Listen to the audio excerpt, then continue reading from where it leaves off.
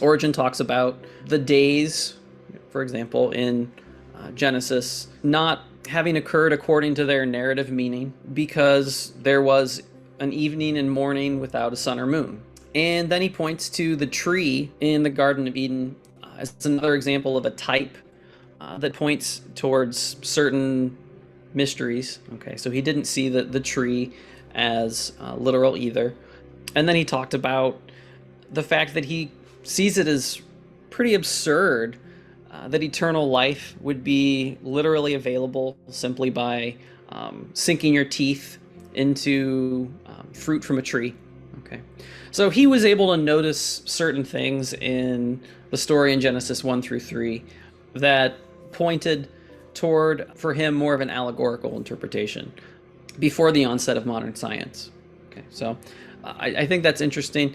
And what we notice then with Maximus, who was certainly aware of what Origen did with the passage, but was also aware of what Gregory of Nazianzus did with it as well, and Gregory of Nyssa, even to some extent, because all of them before Maximus really looked at the story of in Genesis 1 through 3 and did certain things with it that were definitely of the allegorical nature. They all slightly differed a little bit, but they were all very clear that this story should be taken spiritually, should be interpreted spiritually. And Maximus the Confessor really follows them in this. And one way that we really know that, I think for sure, is because of what he repeats a few times throughout his corpus, because he says that humanity's fall took place simultaneously with its coming into existence.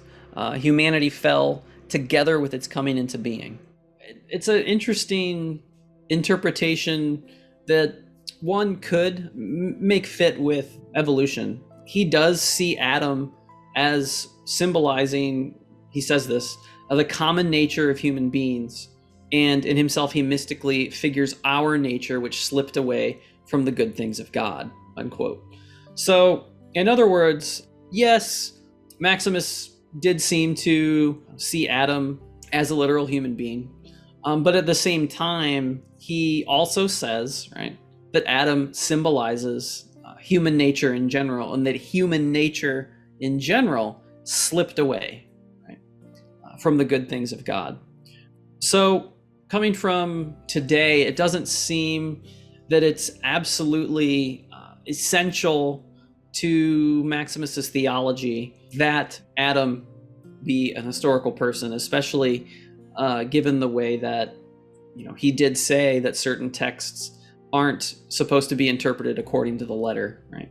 And so if Adam symbolizes human nature, like Maximus says, well, then that isn't really much of a problem. We don't have to see humanity as absolutely beginning with two individuals. So I think that helps a little bit when we're looking at modern science and what it has to say about the origin of the world.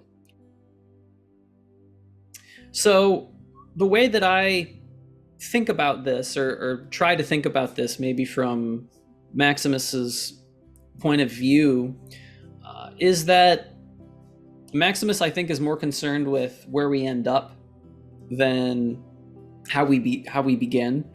And this is kind of where universal salvation might come into that. On my reading of Maximus, I would say that Maximus is a universalist. And so, given that, God's end for us is salvation, right? God's end for all of humanity is ultimately salvation. And so, starting with the end in mind, which would be universal salvation, if humanity is going to fall, which God foresaw, then our cosmos, being the way it is kind of the way it needs to be in order for God to get us from point A to point B, right? Point A being our coming into existence as creatures, as immature creatures in need of development. That's what it means to be a creature. To our end, right? Being divinized, becoming uncreated, as Maximus would say, in God. And perhaps evolution and what we see and the fall is really the only way that God could get this particular community that he created from point A to point B.